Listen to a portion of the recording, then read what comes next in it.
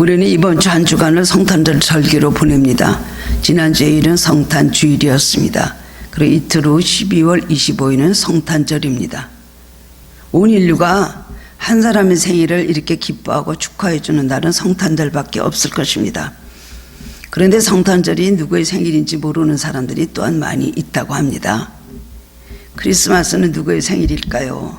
물어보면 아이들은 그건 산타크로스 생일이요 라고 말하는 아이들이 많다고 합니다. 그래서 지금 미국에서 아이들의 가장 큰 고민은 이번 크리스마스에도 산타크로스가 오실까 안 오실까. 코로나 때문에 이렇게 모든 것이 다 난리인데 아마 코로나 때문에 산타크로스 할아버지가 못 오실 거다. 수많은 질문들을 한다고 합니다. 그 말을 들은 미국의 감염예방연구소장의 파우치 박사라는 분은 이렇게 말했습니다. 수많은 어린아이들에게 대답을 하기를 걱정하지 말라고, 이번 크리스마스에도 분명히 산타크로스 할아버지는 오신다. 굴뚝으로 들어오시기 때문에 염려하지 말고 기다리고 있어라. 내가 북극에 가서 산타크로스 할아버지에게 백신을 다 놔줬다. 이렇게 말을 했다는 것을 보고 굉장히 많이 웃었습니다. 세상의 모든 종교는 사람이 노력해서 신을 만나려는 종교입니다. 빌기도 하고 여러 가지 모든 행위를 통해서 어떻게 하면 신을 만나볼까? 원시 종교일수록 그것이 더 강합니다. 근데 기독교는 어떤 종교입니까? 기독교는 창조주 하나님이 인간을 찾아오신 그런 종교입니다. 우리와 같은 인간이 되셔서 우리를 친히 찾아와 주셨습니다. 그리고 하나님은 예수 그리스도를 우리에게 선물로 주셨습니다. 우리 예수님 통해서 구원을 받고 예수님 통해서 현세와 내세의 소망을 가지게 되고 그리고 영생을 얻게 되었습니다. 그리고 하나님께서 주신 하나님 말씀의 성경을 통하여서 우리는 하나님의 사랑과 은혜를 깨닫게 되고 그리고 참 생명이 무엇인지 참 축복이 무엇인지 그리고 선과 악이 무엇인지 의가 불의가 무엇인지를 우리에게 가르쳐 주셨습니다. 남편의 구원을 위해서 오랫동안 기도했던 어떤 열심히 있는 신앙의 집사님이 있었습니다. 아내의 생일이 가까웠을 때 남편이 말했습니다. 여보, 며칠에 당신 생일인데 어떤 선물이 갖고 싶소? 그랬더니 이 아내는 총알같이 대답을 합니다. 저는 어떤 선물보다 당신을 원합니다. 그 말을 들은 남편은 너무 기분이 좋아서 다시 말했습니다. 그렇게 말하지 말고 한번 솔직히 말해봐요. 이번에는 당신이 원하는 선물을 정말 해주고 싶은데 반지를 사줄까? 가방을 사줄까? 무엇을 해줄까? 라고 물었습니다. 그러자 이 집사님이 준비한 답변을 했습니다. 어떤 물건보다도 어떤 선물보다도 당신 자신을 선물로 주시면 좋겠어요. 그게 뭔데? 이번 주에 한 번만 나랑 함께 교회 같이 가요. 그때 남편은 웃으면서 결국 그거였구만 하더니 그래, 딱 한 번만 가줄게 라고 약속을 했습니다. 그래서 할 수 없이 딱 한 번만 가겠다고 생각하고 같이 교회를 갔습니다. 그날 목사님은 요한계시록 3장에 라우디게의 교회 설교를 하시면서 차든지 덥든지 말고 믿으려면 화끈하게 믿으라 라고 설교를 했습니다. 이 남편은 화끈이라는 말이 마음에 들어서 그날부터 교회 계속 다니기 시작을 했습니다.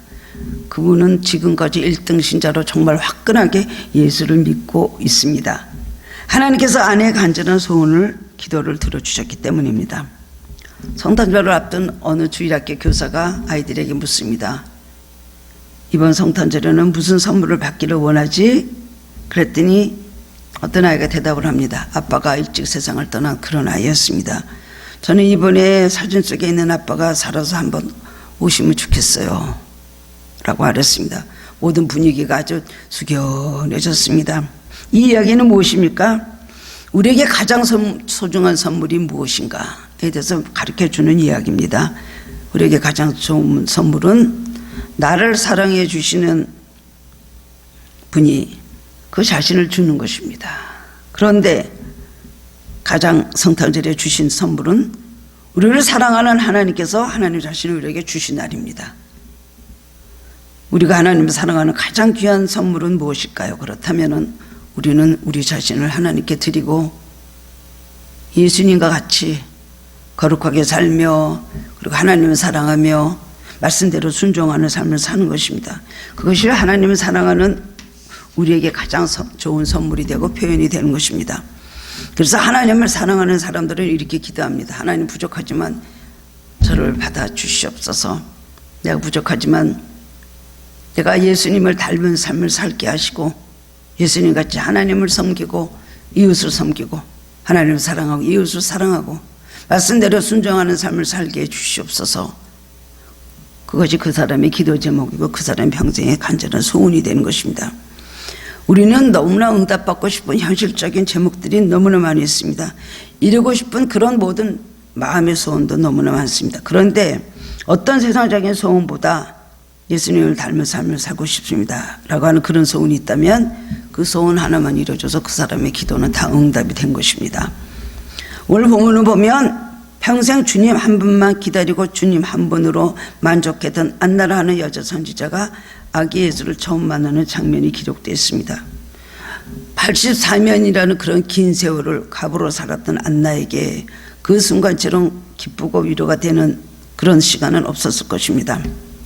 안나가 갓 태어난 예수님을 보고 주님이 이스라엘의 구속자라는 그것을 즉시 알아차리고 하나님께 감사하고 그리고 예수님에 대해 간증하는 장면이 오늘 본문에 나옵니다. 성경에 기록된 몇 안 되는 막 태어나신 아기 예수님을 목격한 몇 명 안 되는 사람들 중에 한나가 있었다는 것입니다. 가장 불행하고 가장 보잘것없고 천한 신분의 여자였던 안나가 그 축복받은 몇 명 속에 들어 있었다는 것입니다. 그녀는 얼마나 큰 축복을 받은 사람입니까?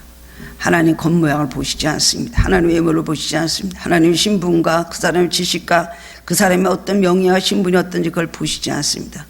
성경에 주님의 일에 귀하게 쓰여졌던 모든 사람들은 그 내면에 들어가면 훌륭한 믿음을 가지고 있었고 주님을 죽도록 사랑했던 사람들이 주님의 일에 쓰여지고 그 이름을 성경에 많이 기록을 해놓았습니다.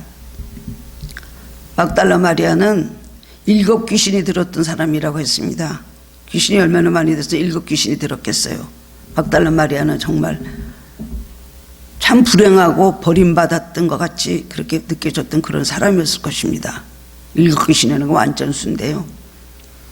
그런데 그렇게 주님을 사랑하고 주님의 여제자가 되었습니다. 결국 예수님이 장례 끝내고 무덤에 묻히셨는데 새벽부터 가서 향유를 가지고 예수님의 시신을 바르려고 그 깜깜한 새벽에 예수님의 무덤을 찾아갔던 사람이 이 막달라 마리아입니다. 그리고 마리아가 부활하신 예수님이 가장 먼저 보고 마리아라 마리아라고 부르셨던 사람이 바로 막달라 마리아입니다. 성경에는 누구보다도 축복받고 누구보다도 하나님 앞에 인정받았던 사람들은 세상에서 버림받고 인정받지 못하고 남들이 보면 손가락질하고 소외됐던 사람들을 하나님이 귀하게 쓰여졌던 걸 볼 수가 있습니다. 어떤 믿음으로 살아면서 그렇게 됐을까요? 안나의 믿음은 어떤 믿음이었기 때문에 이렇게 축복을 받은 사람이 돼서 성경에 그 이름이 부러운 사람으로 기억이 됐을까요? 오늘 본문의 말씀을 통해서 깨달음을 얻고 함께 은혜를 나누기를 원합니다. 첫 번째는 안나는 성전 중심의 삶을 살았다는 것입니다. 본문 37절 말씀을 보면 과부된 지 84년이라 이 사람이 성전을 떠나지 아니하고 라고 했습니다. 84년 동안 성전 중심으로 살았다는 것은 정말 대단한 믿음인 것을 말해줍니다. 그래서 그녀가 얼마나 오랜 세월 동안 변함없이 꾸준한 신앙으로 그러고 살았는지를 잘 말해줍니다. 그런데 그런 꾸준함은 그녀의 성품이 변함이 없는 성격, 꾸준한 성격, 성실한 성격으로 그 성품이 훌륭하기 때문에 생긴 것만은 아니었을 것입니다. 하나님을 사랑하는 만큼 드려졌던 성전 중심적인 생활이 그녀에게 행복을 주었기 때문이었을 것입니다. 행복하지 않고 어떻게 84년으로 성전 중심의 생활을 할 수가 있었겠습니까? 그 생활이 행복하고 기쁘지 않았다면 아마 얼마 지나서는 성전을 떠나고 그 다음엔 게으르고 침체된 생활을 했을 수가 있었을 것입니다. 어떤 분들은 잔악기나 교회를 사랑하고 교회를 위해서 전심으로 봉사합니다. 그런데 단지 현실적인 복을 받기 위해서 계산적으로 그렇게 하는 것이라면 어떤 목적을 가지고 그렇게 하는 것이라면 절대 그런 생활을 오래 할 수가 없습니다. 복을 받겠다는 것 이전에 교회 중심적인 삶 자체가 행복기 때문이었을 것입니다. 교회 중심적인 삶이 왜 기뻤을까요? 교회 왔을 때 누가 나를 그렇게 대접을 하고 누가 존중을 하고 누가 그 사람을 알아줬겠습니까? 그러나 성전에 가서 84년 동안에 행복했다는 것은 하나님 계시기 때문에, 하나님 사랑하기 때문에, 성전에서 그의 모든 삶이 다 하나님과 교통하는 삶이었기 때문에 그는 84년이라는 긴 세월을 성전에 떠나지 않고 늘 눈만 뜨면 일골심 성전에 와서 섬기고 기도를 하는 생활을 했다는 것입니다. 그런 거 보면 진정한 행복은 물질적에 있는 것이 아닙니다. 다른 어떤 것에 있는 것이 아닙니다. 그런 것은 일시적인 것입니다. 물질적인 것 좋아하고 세상적인 것 좋아하고 세상의 잣대로 뭐든지 평가되면 그 사람은 그 모든 것이 상대적인 그 조건에 따라서 움직일 수가 있습니다. 행복은 나의 깊은 마음이 있는 곳에 있는 것입니다.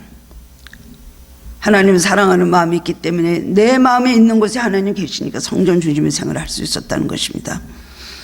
인간은 자기 마음을 쏟을 수 있는 여러 가지 대상을 찾게 되는데 그 중에서 성전도 사랑하고 성전의 마음을 쏟을 수 있다는 사실이 얼마나 귀하고 행복한 것입니까? 여러분 이걸 알아야 됩니다. 교회에 대해서 여러분이 그런 애정을 갖고 살아간다면 여러분은 정말 축복받은 사람입니다. 나는 누가 봐도 당연히 불행한 여자였습니다. 그랬지만은 성전을 떠나지 않으면서 누구보다도 행복한 삶을 살았다는 것입니다. 그녀가 하나님의 은혜를 받기에 얼마나 합당한 마음으로 살았으면 성전 생활에 오랜 세월 그렇게 행복할 수 있었을까요? 이 세상 사람들이 불행하게 사는 가장 큰 원인이 무엇인 줄 압니까? 그것은 하나님을 가까이 하지 않고 그리고 하나님을 기뻐하지 않는 것에 사람들의 불행이 있는 것입니다. 하나님 중심, 성경 중심의 삶은 우리가 가장 기쁘고 행복할 수 있는 삶의 지름길인 걸 우리가 알아야 되는 것입니다. 성경 전체가 그것을 말해주고 있습니다. 시편 1편 1절에 복 있는 사람은 어떤 사람인가? 복 있는 사람은 악인의 꾀를 죽지 아니하고 오만한 자의 자리에 앉지 아니하고 죄인에게 서지 않는 사람. 왜 그렇게 할 수 있을까요? 왜 오만한 자리에 앉지 않고 악인의 꾀를 죽고 죄인의 길에 서지 않을 수가 있을까요? 그것은 2절에 대답을 해주고 있습니다. 복 있는 사람은 여호와의 율법을 즐거워하여 그의 율법을 주야로 묵상하는 자로다. 즐거워하고 묵상한다. 하나님 사랑하니까 하나님의 말씀을 즐거워하고 하나님의 말씀을 묵상할 수 있는 것이고 하나님 사랑하면서 묵상하다 보니까 하나님이 싫어하는 것은 안 하는 것입니다. 그런 사람이 복이 있다고 말씀하셨습니다. 그런 사람은 시냇가에 심은 나무가 철을 따라 열매를 맺으면 잎사귀가 마르지 아니한 같이 범사가 다 행사가 형통한다고 말씀을 해주고 있습니다. 그렇습니다. 절대자 하나님을 자기의 삶의 중심으로 놓고자 하는 하나님 제일 중심의 생활, 하나님 말씀 중심의 삶은 성전 중심적인 또 그런 믿음은 행복과 은혜의 원천이 되는 것을 알아야 되는 것입니다. 두 번째로는 안나는 주님의 오심을 기다리는 믿음으로 살았습니다. 안나가 84년 동안은 성전을 떠나지 않은 이유는 성전 중심적인 생활에 행복을 주는 이유도 있었고 그 다음에는 메시아를 만나겠다는 간절한 소원, 간절한 소망을 가지고 기다리고 있었기 때문입니다. 84년의 기다림은 결코 짧은 시간이 아닙니다. 만약에 누구에게 고난을 당한 사람에게 내일 희망을 가지고 살으십시오. 그리고 하나님 분명히 살아계십니다.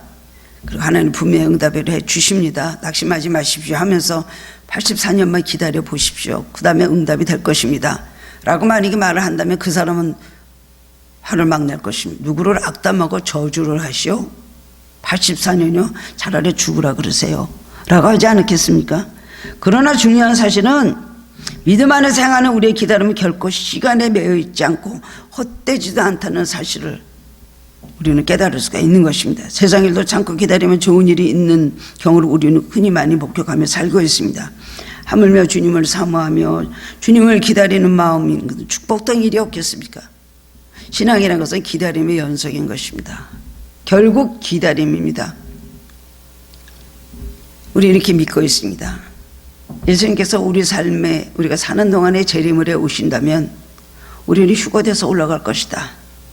도적과 같이 임하는 그날 그것을 아무도 모르므로 우리는 기다리면서 찬양을 부르면서 그날을 또 사모합니다. 그러나 우리 사는 동안에 예수님께서 재림을 하시지 않으신다면 우리는 또 마지막 숨을 거두면서 천국에서 우리를 기다리신 예수님을 우리가 또한 기다리면서 천국으로 들어가는 것입니다.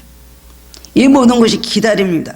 기다림은 바로 무엇입니까? 기다림이라는 것은 마지막을 생각하면 마지막을 최후의 종무시했기 때문에 기다리는 것입니다. 우리의 기다림은 반드시 두 가지가 있어야 됩니다. 첫째는 하나님을 믿는 믿음이 있어야 됩니다. 하나님을 끝까지 신뢰하고 약속이 이루어지길 기다리는 것입니다. 많은 사람들이 성경에 보면 하나님의 말씀을 신뢰하고 그것을 믿고 기다리면서 결국 하나님의 약속이 이루어지는 것을 많이 증언을 한 것이 성경에 많이 기록이 되어 있습니다. 두 번째로는 사람도 믿어줘야 됩니다. 사람과의 관계에 있어서 평화하려면 사람을 믿어주고 오래 참고 오래 기다려줘야 된다고 성경은 말하고 있습니다. 고린도전서 14장 7절 보면 사랑하는 모든 것을 참으며 모든 것을 믿으며 모든 것을 바라며 모든 것을 견딘다고 말했습니다. 하나님의 사랑으로 우리는 모든 것을 견딜 수가 있습니다. 하나님을 신뢰하고 하나님을 사랑하면 하나님이 정하신 때 이루어주실 때까지 응답하실 때까지 우리는 기다릴 수 있습니다. 사람들에 대해서도 우리는 사랑한다면 끝까지 믿고 참고 견디고 기다려줄 수 있다고 성경은 말해주고 있습니다. 그래서 기다리면은 많은 인내가 필요한 것입니다. 시편 37편 7절에 보면 여호와 앞에서 잠잠하고 참고 기다리라고 했습니다. 행악자르네 불평하지 말라. 믿음은 하나님 앞에서 입을 다물고 잠잠히 참고 기다리는 것입니다. 그러므로 기다리는 시간은 하나님께서 우리를 마음껏 만드시고 다듬으시고 사용하시도록 해드리는 그런 시간입니다. 믿음은 하나님을 믿고 기다리고 어떤 경우에도 선을 포기하지 않는 것입니다. 성경에서 훌륭한 삶을 사는 믿음의 사람들은 모두 다 공통적으로 모든 것은 인내와 기다림의 시간들이 그 삶에 많이 있었다는 것입니다. 끝까지 인내와 믿음의 기다림의 시간이 있었습니다. 그처럼 최선을 다해 끝까지 기다리면 반드시 좋은 열매가 맺어진다고 성경은 수없이 말씀해 주고 있습니다. 많은 사람들이 실패하는 이유는 너무 빨리 포기하기 때문입니다. 인생에는 실패란 것이 본래 없습니다. 실패하느냐 성공하느냐는 전적으로 우리 선택에 달린 것입니다. 다만 중간에 포기하는 것이 실패일 뿐입니다. 기도에다 열매가 없는 이유는 한동안 기도하다가 그 다음엔 금방 이루어지지 않으니까 내 기도대로 이루어지지 않으니까 그 다음에 포기하기 때문에 실패하는 것입니다. 의심하고 낙심하기 시작하면 기도를 이룰 수가 없기 때문에 기도를 이룰 능력이 없기 때문에 응답이 될 수가 없고 실패를 하게 되는 것입니다. 믿음이 있으면 이 산을 저 바다에 던지온다. 주님께서 분명히 말씀해 주셨습니다. 의심하지 말라고 말씀을 해 주셨습니다. 근데 우리는 기도하다가 현실과 그 다음에 기도 응답을 이렇게 비교해 보면 너무나 많은 괴리감이 있습니다. 현실은 동해가 있고 내 기도 응답은 서해가 있고 현실은 서해가 있고 내 기도 응답은 동해가 있고 동서남북으로 모든 것이 기도와 현실이 너무나 다릅니다. 그렇기 때문에 우리는 현실을 보면서 낙심할 수밖에 없는 것입니다. 산을 들어 저 바다에 던진다는 것은 믿음을 가지고 기도할 때 그 기도가 능력이 있고 힘이 있어서 산이 움직이게 되는 것입니다. 전도할 때도 열매가 없는 것은 전도하다 안 되니까 금방 포기하기 때문에 결국 전도 열매도 없는 것입니다. 때로 우리에게나 어려운 짐이 있습니다. 그 짐을 메워주신 분은 누구십니까? 바로 하나님이십니다. 우리의 연약함을 아시면서도 주님의 그 짐을 메워주시겠다면 우리는 울면서라도 비틀거리시면서도 그 짐을 지고 가고 메고 가야 되는 것입니다. 주님께서 메워주신 짐이라면 감당할 수 있는 능력도 함께 주시기 때문입니다. 그러면 그 짐을 인해서 또한 그 짐을 지어주는 어떤 사건이나 일차적인 어떤 사람을 우리는 원망하지 말아야 되는 것입니다. 하나님께서 그 짐을 지게 하신 것은 우리가 알지 못하는 무슨 뜻이 있기 때문일 것입니다. 금방은 그 뜻을 모릅니다. 이 세상에서 모를 수도 있습니다. 그럼 하나님 나라에 가면 다 알게 될 것이고 그저 우리는 말씀대로 믿고 무조건 가는 것입니다. 여러분 어린아이에게 한 살, 2살 생후 그렇게 된 아이들에게 뭐 여러 가지 어려운 방정식 이런 걸 가르쳐주면 아이들이 무슨 말인지 압니까? ABC도 모르고 기억, 니은, 디귿도 모르는 애한테 여러 가지 문장을 알려주고 답을 하라면 알겠습니까? 구더기만도 못하는 우리 인생들이 돼. 구더기 같은 우리들에게 써서 영어를 가르치고 뭐 다른 어떤 이론을 가르치면 구더기가 알겠습니까? 아무리 외쳐도 마찬가지인 것입니다.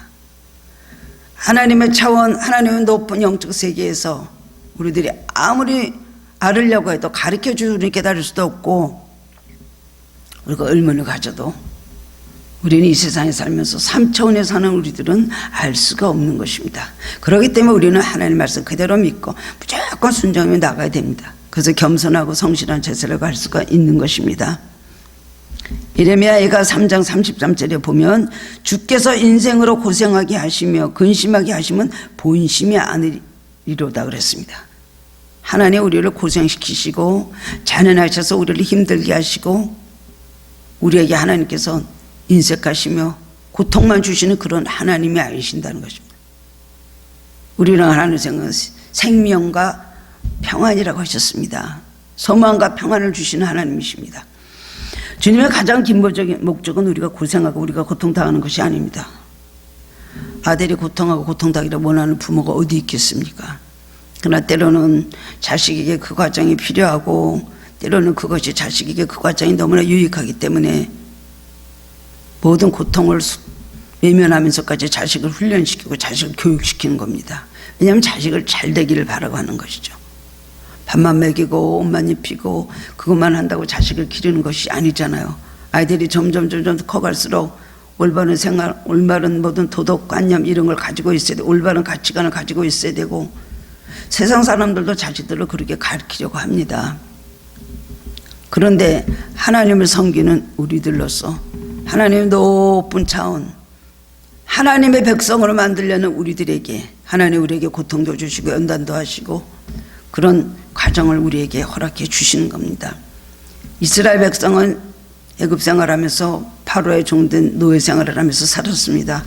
나중에는 진흙 이기기 하고 벽돌 굽기를 하면서 파로가 주는 음식을 먹으면서 그것이 사는 것이라고 살았습니다. 그냥 하루 밥 세 끼를 껌물건 주고 그냥 옷이나 입고 살면 그것이 다 사는 것인 줄 알았죠. 이스라엘 백성이 뭐를 합니까? 영의 세계를 합니까? 정신적인 세계를 합니까? 노엘에 태어나서 노엘에 살은 지 4대입니다. 4대. 430년입니다. 무지하고 완악하고 강팍하고 그야말로 아무것도 모르는 그런 사람들. 하나님께서 그냥 가나로 들여보낼 수가 있습니까? 하나님께서 준비하신 것이 바로 광야 과정입니다. 광야 과정에서 하나님은 이스라엘 백성들을 광야로 인도하셔서 그곳에서 40년 동안 연단하시고 훈련하시고 낮에는 뜨거운 사막 기후로 밤에는 또 추운 그런 기후로 고통을 주셨지만 낮에는 구름 기둥 불 기둥으로 인도하시고 살면서도 다 풀어놓지 않고 다 주시지 않았습니다. 풍족하게 주시지 않았습니다.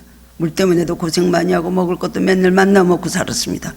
그렇지만은 하나님의 백성을 만들기 위해서 하나님이 연단하셨다는 겁니다. 그들을 망하게 하시려고 광야를 끌어내셨습니까? 사람들은 그렇게 믿고 있었습니다. 그래서 모세에게 원망하기를 애굽에 매장지가 없고 무덤이 없어서 여기까지 끌어내서 하필 여기 끌어내갖고 우리를 죽이려고 끌어내느냐, 얼마나 원망을 하고 모세를 반역을 하고 대적을 했습니까?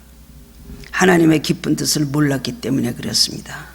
우리도 때로는 연단 과정, 광야의 과정일 때 너무나 많이 있습니다. 하나님이 이해할 수 없습니다. 꼭 이렇게 하셔야만 될까? 참 힘듭니다. 그러나 하나님은 우리를 하나님의 자녀로 만들기 위해서 하나님의 선한 섭리하에 우리를 연단하시고 그리고 우리를 여러 가지로 많은 고통의 그런 과정을 우리에게 겪게 하신다는 겁니다. 우리는 하나님의 선하심을 믿고 그리고 우리 가는 길이 힘들어도 조금 더 기다려야 되는 것입니다. 하나님 우리의 마음과 우리 마음의 수고와 이 모든 아픔을 절대로 알아주지 못합니다. 말을 한다고 알겠습니까? 말을 해도 잘 표현이 안 되는 것입니다. 그러나 하나님은 우리가 말을 하지 않아도 우리 마음의 고통과 아픔과 우리 마음의 모든 상처와 우리 마음의 근심과 모든 우리 마음의 모든 수고를 다 알고 계십니다. 그러므로 어떤 상황을 만나도 하나님 안에서 흔들리지 말고 반석같은 믿음으로 꿋꿋하게 우리는 살아야 되는 것입니다. 하나님 신뢰하는 사람, 하나님 말씀을 신뢰하는 사람은 구원을 받습니다. 예수님이 이 세상에 오셨지만은 예수님이 하나님의 아들 독생자 예수님이 메시아로 오셨다는 것을 아무도 믿지 않았습니다. 예수님 세상에 오셔서 말씀을 전하시고 여러 가지 질병도 고쳐주시고 천국 복음을 전파하실 때 영으로 예수님이 누구신지를 알아본 사람들은 예수님을 따라다니고 예수님이 제자가 되었습니다. 그것도 만족할 수 없습니다. 예수님이 승천하신 다음에 어떻게 될지 모르는 그들에게 약속하신 성령을 마가다락방에서 부어주셨습니다. 성령 충만 받고 나니까 진정으로 영적인 사람이 되고 성령의 사람으로 살아갈 수 있게 그렇게 된 것입니다. 여러분, 우리는 기다리며 삶을 사는 사람들입니다. 주님의 약속은 아직도 너무나 많이 이루어지지 않고 있습니다. 그러나 끝까지 주님의 약속이 이루어질 걸 믿으며 끝까지 우리는 인내하는 삶을 살아야 되는 것입니다. 세 번째로는 안나는 주야에 기도하면서 살았다는 것입니다. 30절 하반부를 보면 주야에 금식하며 기도함으로 섬기더니라고 하고 있습니다. 주야에 금식하며 기도함으로 섬겼다. 안나는 몇 살입니까? 결혼한 지 7년 만에 과부된 지 84년이라고 그랬어요. 이 사람 100살도 넘었을 것입니다. 한 100세쯤 됐었을 것이라고 생각을 합니다. 그런 사람이 주야에 기도하고 철야했다는 것 아닙니까? 항상 성전에서 있었나 봐요. 잠깐만 집에 갔다 오고 그 다음에 나이가 그렇게 많아지도록 금식을 했다는 것입니다. 금식을 하고 그 다음에 기도했다는 것입니다. 다니엘도 여러분, 다니엘은 예언서입니다. 다니엘의 수많은 그 예언, 말세 이루어질 일을 예언하는 그 예언서가 나오는데 다니엘서는 다니엘의 어떤 삶, 다니엘의 어떤 자서전 같은 어떤 그 다니엘의 일생을 적은 그런 전기가 아닙니다. 다니엘의 예언서인데 어떻게 그런 능력을 받게 되었습니까? 하루아침에 그가 느부갓네살 왕의 꿈을 해명을 해주고 다니엘은 애굽의 바벨론의 바로 총리가 되었습니다. 이것도 대단한 기적이죠. 바벨론을 보면 참 역전하는 모습을 보면 참 즐겁고 신나는 이야기가 소설 같은 이야기라고 할 수가 있습니다만 결국 다니엘이 그렇게 되던 것은 그는 영적인 사람이었기 때문에 그렇습니다. 기도하는 사람이었기 때문에 그렇습니다. 그가 예언서를 쓸 수 있었던 것도 다니엘은 나이가 많아진 노익장이 되실 때까지 금식을 하며 기도하는 삶을 살았다는 것입니다. 사자굴에 들어갈 때도 기도했고요. 나이가 많아졌을 때도 다니엘은 온전금식은 하지 않고 부분금식은 했다고 그랬어요. 좋은 떡을 먹자고 세일의 동안에 슬퍼하며 기도했다 그랬습니다. 기름 바르지 않냐고. 그걸 뭘 말합니까? 금식을 했다는 것입니다. 다니엘도 80, 90이 되는 나이였는데 금식을 했다는 것입니다. 그럴 때 가브리엘 천사가 찾아와서 다니엘에게 예언서를 주며 말세에 되어질 일에 대해서 연계에 대해서 그에게 말씀해 주고 있는 것이 바로 다니엘서입니다. 그렇습니다. 안나가 성전 중심의 생활을 하며 예수님 만날 때까지 성전을 떠나지 않고 기다리며 있었던 그 원인은 어디 있습니까? 그 힘은 바로 기도에 나왔다는 것을 알 수가 있습니다. 우리는 얼마나 연약한 존재입니까? 우리는 쉬 넘어지고 갈대같이 흔들리고 쓰러지기 너무 쉬운 존재입니다. 우리 힘으로는 아무것도 그래서 할 수가 없습니다. 그것을 잘 아시는 하나님은 우리에게 기도라는 통로를 우리에게 열어주셨습니다. 우리의 연약함을 극복할 수 있는 가장 최상의 도구는 바로 기도인 것입니다. 예수님께서 요한복음 15장에서 말씀해 주셨습니다. 나는 포도나무에 너희는 가지니 너희가 나를 떠나서는 아무것도 할 수 없다. 포도나무 대신 예수님께 붙어있는 참 좋은 포도나무 연결된 연합된 가지가 되려면 어떻게 될까요? 기도라는 통로, 말씀이라는 통로를 통해서 참 포도나무인데 예수님께 철저하게 잘 붙어 있어야 되는 것입니다. 우리 신앙에는 두 날개가 있습니다. 하나는 말씀이고 하나는 기도인 것입니다. 어느 게 더 중요하다, 어느 게 더 중요하지 않다는 말할 수도 없고 두 가지는 우리에게 좋게 필요한 것입니다. 우리가 독수리로서 하늘을 날아올 수 있는 두 날개가 필요한데 어느 것 하나 병들면 안 됩니다. 말씀의 날개와 기도의 날개인 것입니다. 말씀의 날개는 하나님을 잘 알며 우리가 기도를 바른 기도를 하나님 앞에 원하시는 기도를 무슨 기도를 해야 될 것인가, 하나님 뜻에 합당한 기도를 해야 될 것인가를 알려면 말씀을 많이 읽고 말씀을 묵상하고 말씀에서 은혜를 받고 깨달음이 많아야 됩니다. 또한 우리가 기도로서 또 우리가 말씀을 읽으면 말씀을 잘 깨달아지는 것입니다. 기도를 안 하고 말씀을 읽으면 그냥 지식적으로만 알고 외우기만 합니다.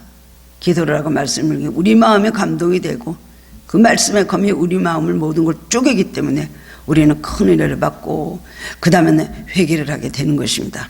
두 가지가 다 중요한 것입니다. 예수님께 철저히 붙으려면 두 날개를 통하여 우리는 예수님께 연결될 수가 있는 것입니다. 우리가 전심으로 기도하면 어려운 상황에서도 그렇기 때문에 침착해질 수가 있습니다. 당황하게 되고 충격을 받게 되고 놀라게 되고 그리고 어떻게 할지 모르는 절망의 순간에 우리가 기도를 하면 처음에는 마음이 안 잡히지만 기도를 하다 우리 마음이 잡힙니다. 우리 마음이 안정이 되는 것을 느끼게 됩니다. 그리고 생각이 땅에서 흔들렸던 우리 생각이 주님께로 바로 그렇게 집중이 됩니다. 지혜가 마음에서 떠오릅니다. 마음에 평안이 생기게 됩니다. 우리를 흔들고 넘어뜨리는 마귀를 우리는 깨닫게 되고 그걸 물리칠 수 있는 그런 용기가 나게 되는 것입니다. 그러므로 우리는 기도하면서 행하고 기도하면서 인내해야 되는 것입니다. 에디슨은 1000개의 발명품을 발명합니다. 그러나 1000개의 발명품이 있기까지 10,000번의 실험을 하는 땀을 흘렸고 그리고 10,000번 이상 무릎을 꿇었다는 사실을 여러분 알고 있습니까? 그는 믿음으로 기도하는 사람이었습니다. 할 수 있다는 모든 비전, 이 꿈은 하나님께로부터 늘 얻었습니다.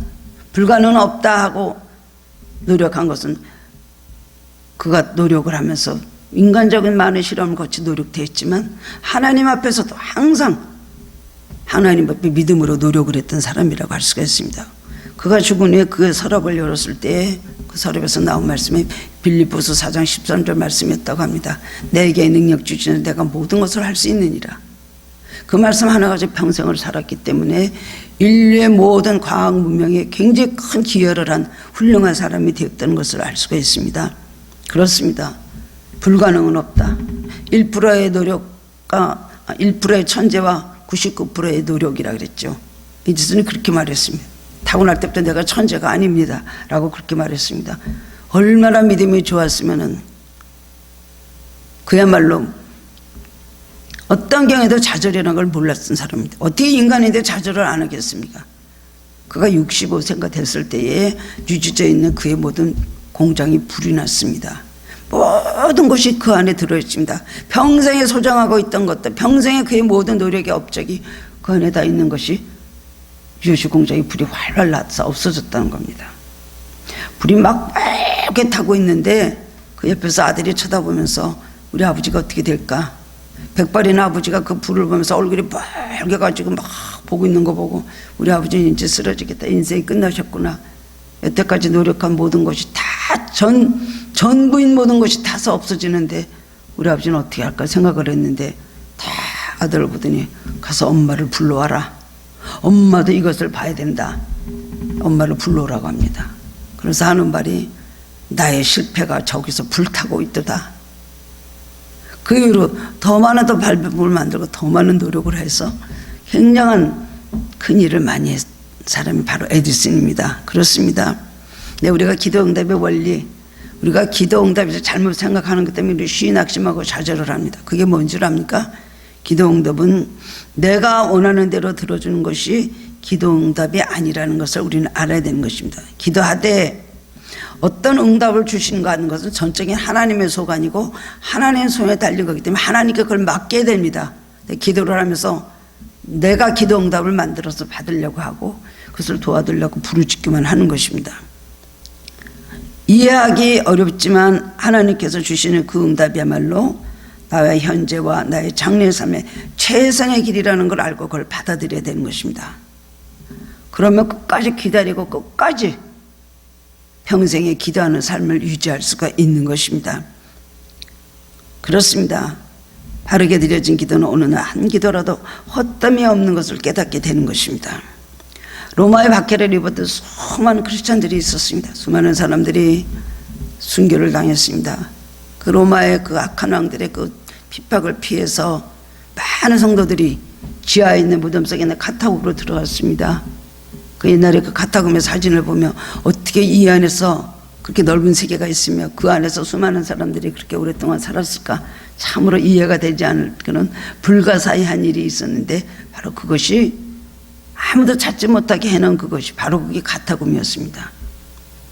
조그만 입구예요. 사람이 하나 그냥 빠져나갈 수 있는 정도 조금 넓은 그곳에 그것이 구멍이 전부인데 그 안을 통해서 어떻게 그 안에 다 공기가 들어가고 그 안에서 물이 흐르고 있고 그 안에서 많은 사람들이 먹고 자고 그것도 생활을 했을까요? 그 카타콤에서 드린 기도, 그 벽에 그들이 파서 써놓은 글을 보면 얼마나 감동이 되고 얼마나 은혜스러운지 모릅니다. 그 안에서도 예수님 오실 거 기다리며 그 안에서도 예수님 살아계시 함께 하심을 믿으며 그 안에서도 주님을 찬양하는 글들이 그 벽에 너무나 많이 낙서가 돼 있었습니다.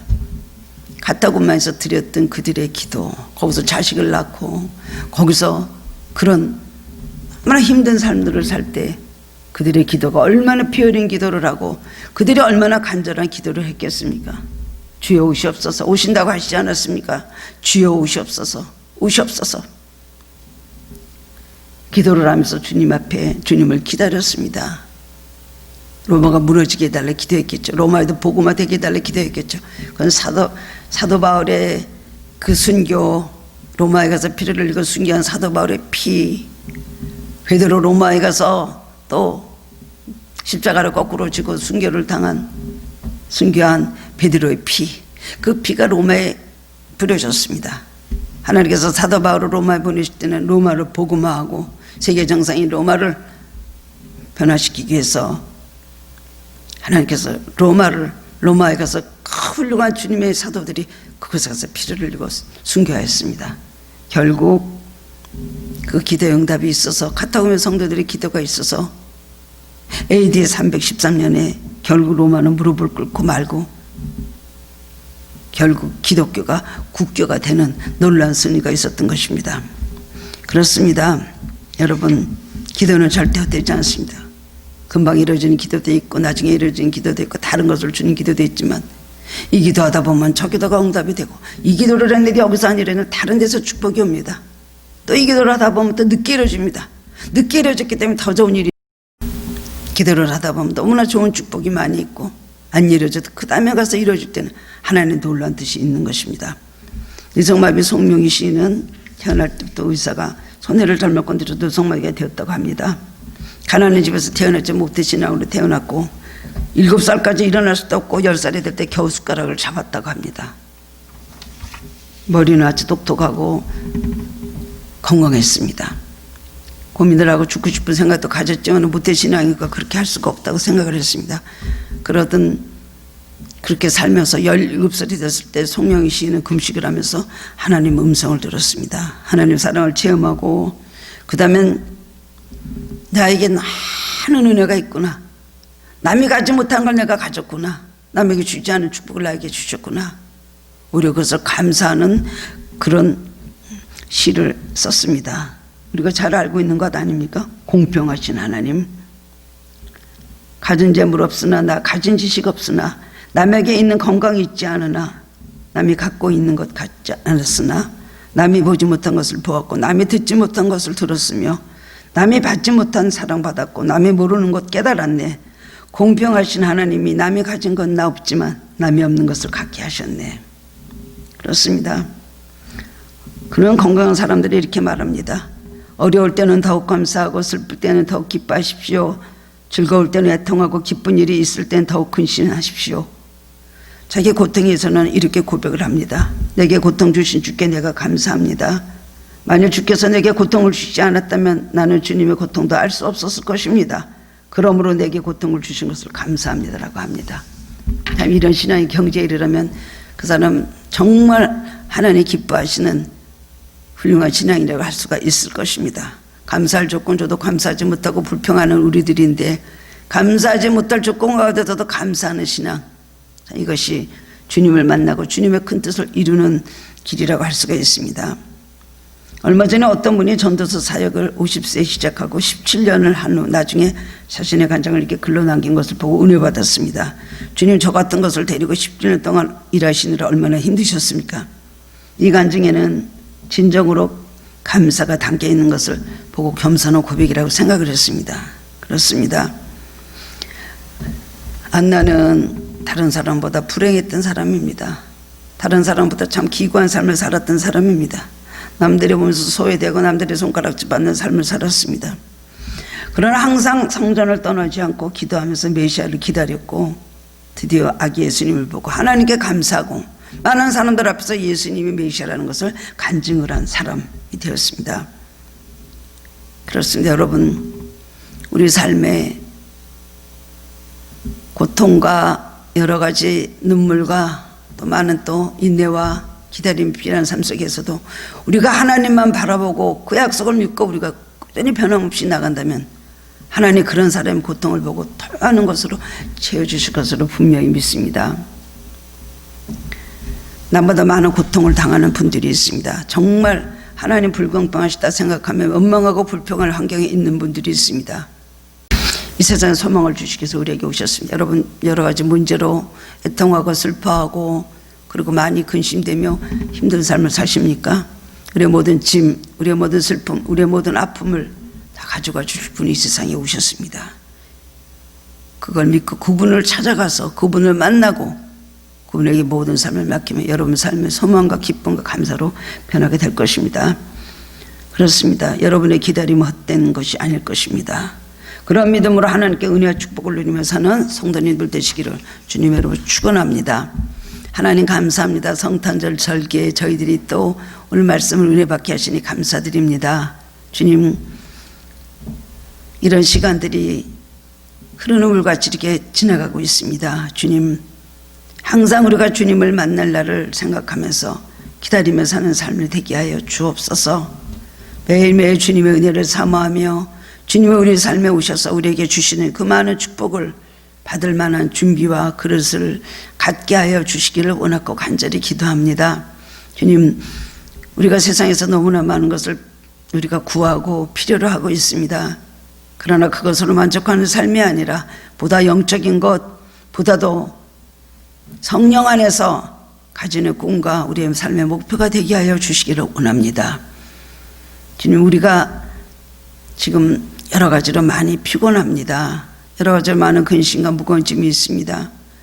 특별히 한국도 그렇고 전 세계적으로 코로나19로 인하여 너무나 많이 지치고 낙심하고 하나님 참으로 아버지 무거운 삶을 살고 있사오니 주님, 이 성탄절에 주님 찾아와 주셔서 우리 마음에 소망을 주시고 믿음을 가진 사람들에게 모든 무거운 짐을 벗겨 주시며 속히 주님의 은혜로 이 나라에서 코로나가 사라지고 교회마다 문이 열리며 우리가 하나님 이름을 찬양하며 기쁨으로 살아가는 저희들 되도록 그런 환경을 만들어 주시길 원합니다. 속히 이 하나님 고난의 터널이 하나님 끝나게 하시고 광명한 천지로 나오게 하여 주시옵소서. 하나님께 그런 은혜가 있기를 원합니다. 지켜주시는 은혜, 함께 하시는 은혜, 도와주시는 은혜가 우리 가볍게 충만하기를 원하고 예수 그리스도의 이름으로 감사하며 기도드리옵나이다. 아멘.